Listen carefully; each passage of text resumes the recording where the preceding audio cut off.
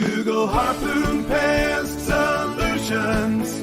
When it comes to bugs, just say no. Call 215-588-2180.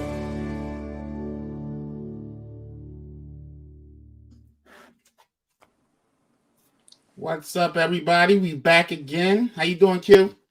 I'm good, man. All right, man. Well, we're here to talk again. Do you see our new logo, Harpoon Pest Podcast? We're very excited. Again, this is all brand new stuff, but this is our second episode. And today we're going to just talk about, since it's wintertime, and right now it's like 20 degrees outside.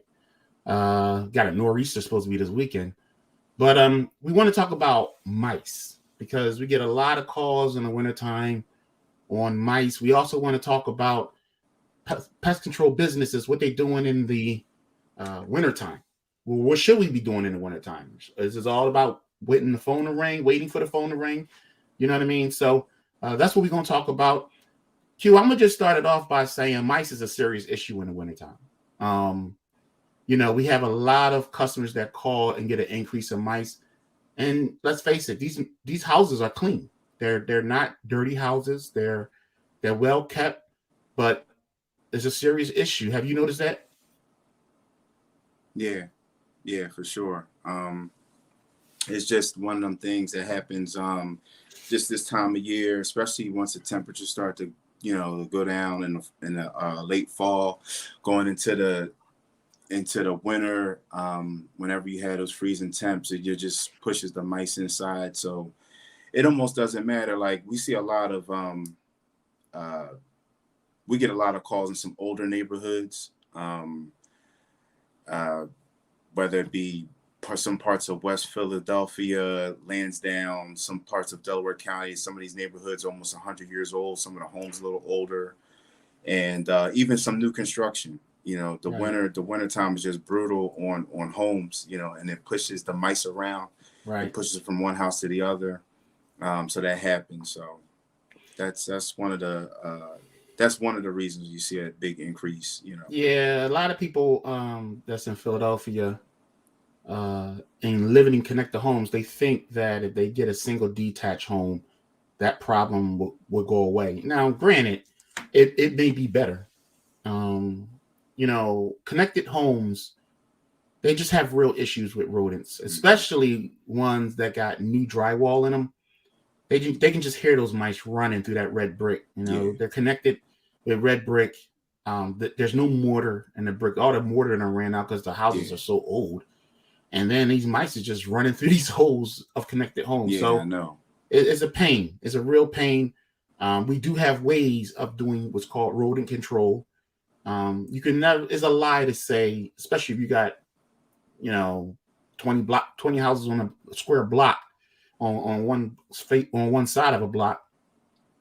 You'd be lying if you say, I'm gonna get rid of your mice, because in the wintertime they're just running from other connected homes. So, but there is ways to get control of mice. The key word is control. So, but you're right. Out here in the counties, I live in the counties, you live in the counties. We have field mice. You got a field mice issue, and they're a little. They look a little different. They're so cute. They got the white furry belly on them. Yeah. So but these county houses got problems too. I mean, they're coming underground. They're going in your attic, big time. So they need rodent control too. Another thing I wanted to say about the mice situation, you'll hear customers say, I've never had this problem in the past. And they're telling the truth. One of the things that we've noticed is there's a lot of new construction going on. Yes. And when these bulldozers digging up this ground, they are rustling some serious. They're disturbing the ground. Exactly. Yeah. And the mice have nowhere to run. They're running into the houses. Yeah. They're disturbing the ground. I tell people that we do a lot of inspections, and I hear that too. People say, "Oh, I've never had this issue. We've been here 30 years, and we never had a problem." And I believe them, right. But there's environmental things that change. Sometimes, like you said, there's construction, there's weather patterns, there's traffic, there's water, there's different things that just happen, and it just causes pest pressure is what they call it. Yeah. We were just doing an inspection yesterday in Brookhaven, and the girl had video. She had video on her phone of the mice in the walls. I mean, it was chewing holes. She had video of them actively chewing holes in her ceiling. And when we went up to the upstairs apartment, right above her, the tenant there, she was showing us the holes, and she said you could just see the mice just running back and forth. They were just, she said that they go in the walls, they go up the ceiling, and I mean, these poor people, they needed help back. Fortunately, we did stay. We did some work for them, right? And we'll circle back on but we see a lot of that sometimes. Just mice inside the building. Is warm, right? Right. There's food, Yeah. So, one of the things that this podcast we want to do is try to help people. So what here's what we look for, and you can look for the same thing in your homes. When we do an inspection, we may have to pour an appliance, or roll out the refrigerator, roll out the stove. 9 times out of 10, the hole that mice use has droppings around it. Yeah. So if you have a hole and there's no droppings around it, it's clean, most likely that the mice is not using that hole. If you have a hole and there's some black little droppings around it, most likely that's the hole that the mice is using. And we kind of look for that same thing. And we plug them holes. We actually have something that we could put in the holes that customers don't have access to. You have to be licensed to use it. But then we plug those holes, and we get better control of while you're watching a movie or something, a mouse don't run out while your girlfriend's at the house. You know what I mean? Just run across the floor, or your wife is at the house. So that's kind of what we look for, and you can do the same type of inspection. You can give us a call, and you can give us more information that way. One of the other things is a lot of finished basements. I mean, more and more people are getting their basements finished. Finished basements makes it a little more difficult to get rid of mice because, we really attack them from the basement, but it's not impossible, but it does make it more challenging. I'm not saying don't get your basement finished. You definitely want to get I had a finished basement, but it does make getting rid of them a little more challenging. So yeah, just wanted to add that too. Yeah, and you know what about the did you talk about the basement? The opposite of the basement is like the attic. Right. Yesterday I went to a lady's attic, and whenever we can get access to the attic. Now some attics you just, I mean, I'm almost 250 pounds. I'm not climbing up in some of the attics, just the space is just too tight. But this was a nice walk-up attic.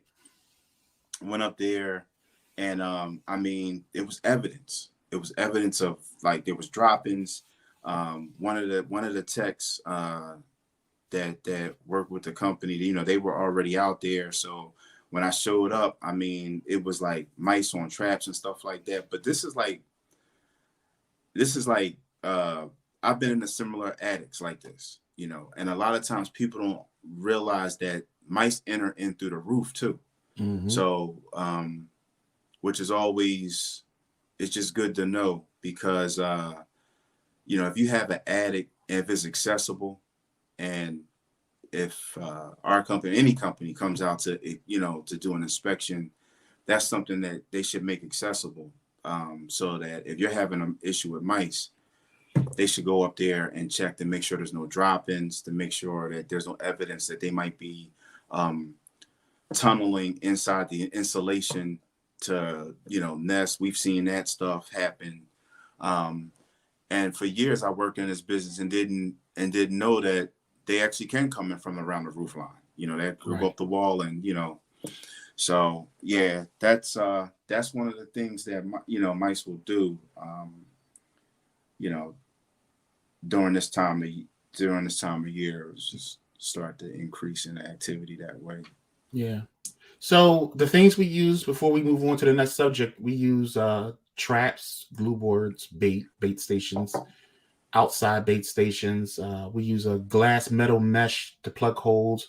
We use what's called black foam. It's not with the stuff that you buy at Home Depot. None of the stuff that we use you can buy at Home Depot. In fact, our traps are a lot more sensitive than your wooden traps. I mean, we got some really good things that we use. So yeah, give us a call. We can help you out with that. Free inspections, obviously, across the board for all of our inspections. So one of the things, Q, as we move on to this next subject, this is kind of geared towards businesses, pest control businesses. What do pest control businesses do in the wintertime? It's less money. The phone don't ring as much. We in the cold. We get the seasons. Places that like Houston, Texas, Florida, they get pests year round. Some of the same pests year round, but here things change. Like mice is less in the summer, and then we get different pests, right? But so what do we do in the wintertime when we have extra free time? Well, one of the things that we do is things like this: content creation. If you want to start a business, you want to create content. Content, once you get your setup going, is free. You can post it for free. And the more content you make, the better your exposure. Google, whether it's Facebook, Google, the whole point is you want to be considered an authority of your subject. Once people view your advice or direction as helpful, you're taking off. You're taking off and running. Google will recognize all the clicks that you get, that you're giving real helpful information, and give it away for free. You don't have to charge, because it'll come back around and you get the blessings later, right? Yeah, no, absolutely. I mean, yeah, it's no. That's one thing I learned really is no secrets. Out there, whatever your expertise is doesn't make a difference if it's plumbing, heating, electrical, roofing, whatever your service is, pest control, you can share the information, you can share your expertise, on platforms like, YouTube and stuff like that. And Google values that, that's one thing we learned, you know what I mean? So while a lot of pest control companies will use secondary services during their slow season, whether it's gutter maintenance, sometimes they do wildlife control services, crawl space, tap insulation, which is something we want to get into later on.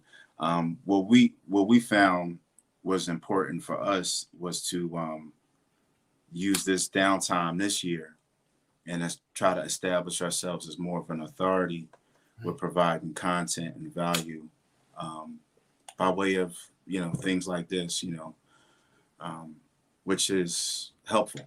It's helpful to us, but at the same time, it's just another way. This is another method of helping customers, of helping people who are looking for help with their pest control issues and stuff. Yeah, that's what it's all about. I mean, we get these ideas from other podcasts. Right. It ain't like we made this up ourselves.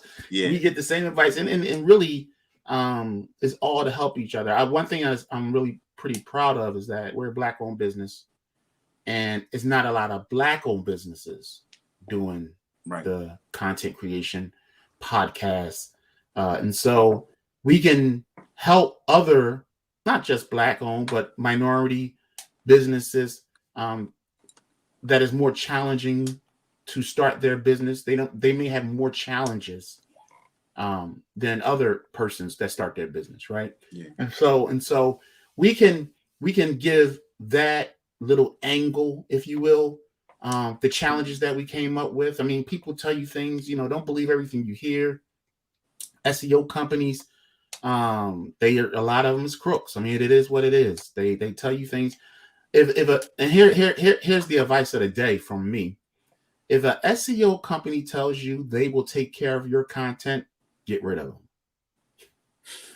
get rid of them. If an SEO company tells you no, you don't have to give us no pictures, you don't have to give us no blogs, you don't have to. We'll take care of that. Get rid of them. Yeah, get rid of them. Do your own content. They can post it, they can put little jingles on it, but you need to do your own content. Don't look for the shortcut. Don't pay, big amounts of money. It's okay to have that on the side, but you need to do your part of content creation. So it took me a while to get to this point. It ain't like I started the business yesterday and now I'm making content tomorrow. No, it's you're doing something. I mean, you've heard this in motivation speeches. I believe Denzel said, to get to where you've never been, you have to do what you've never done. So it's a great line.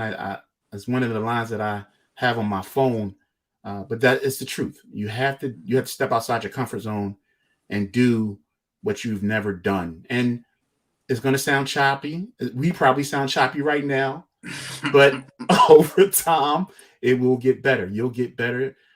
Green screens will go up, or curtains will go up. All kinds of things that happen. So, that's what we wanted to bring to you guys. And just kind of a quick list. The other things we do, if we have to upgrade our website, we do that. If we have to make brochures, we do that. We do a lot of these things in the winter because in the spring and summer, there's no time. There's just no time. I mean, the phone rings like crazy. So, anything else we do, Q, and that you can think of that's real helpful to these pest control businesses in the wintertime? I mean, there's so many things, but I mean, you know what? This is the first time I didn't realize our season normally slows down in October and it picks back up middle of March going into April. I didn't realize how short of a window that really is. You're right. So I guess this year is the first time I'm really feeling the crunch. I mean, it's already halfway through January. Right. So you figure, this happened last year. We brought on a new CSR in March and we sat with her for a week. And before we knew it, we had to go out the door. And that was in March. We didn't even, this things get busy so fast. So, I mean, back to your question. There's just a lot of things to do, After this podcast, we're supposed to get together to talk about operational things. You fix your operation. Any problems that you had in 2021 during the hot season, those are kind of the things that you fix before it gets hot again. That's what we got. And as we come up with more, we'll definitely share more. But we really appreciate you guys listening. Q, you got anything in closing? Nah, that's it, man. I can't wait to do this again, and we'll come back, circle back on it. You know what I mean? And hopefully by that time I have a haircut and shave my face or something like that. But nah, that's well. Most of the people is going to be listening on their phone, so they won't even see us. But you'll be all right. Well, listen, man. Good talk, good show. Harpoon Pest Solutions. We really appreciate you guys listening again. And we'll see you on the next episode. All right. Google Harpoon Pest Solutions. When it comes to bugs, just say no. Call 215-588